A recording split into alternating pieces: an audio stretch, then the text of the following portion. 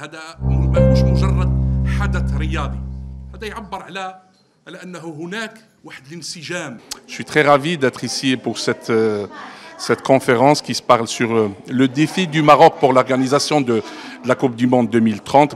Bien sûr, j'ai parlé sur cette alliance historique entre les deux rives du Méditerranée. J'ai parlé sur la politique d'hostilité médiatique algérienne contre le Maroc. J'espère que le Maroc va gagner ce défi. Il y a beaucoup de défis sur le plan logistique, sur comment assurer des prestations de qualité pour le public, pour les clubs qui vont, des équipes nationales qui vont participer dans cette Coupe du Monde.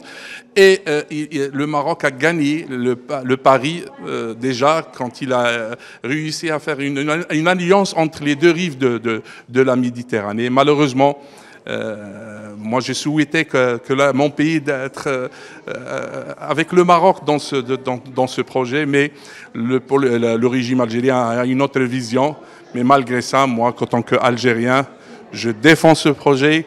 Je suis avec mes frères marocains pour ce projet. Et Inch'Allah, ça va être réussi, non seulement pour le Maroc, mais pour tout le continent africain. Grâce à la volonté de Sa Majesté Mohamed VI, le Maroc a eu ce privilège d'organiser une Coupe du Monde avec l'Espagne et le Portugal. Bien sûr, ce sont des opportunités et des défis aussi, parce que le Maroc va, disons, organiser une Coupe du Monde avec des pays européens, à savoir l'Espagne et le Portugal.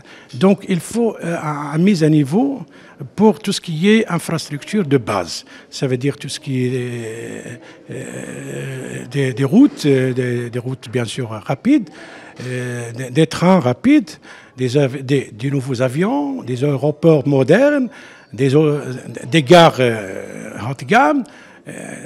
Aussi, sur le plan touristique, élargir et avoir beaucoup plus de capacité hôtelière, ça veut dire construire des hôtels.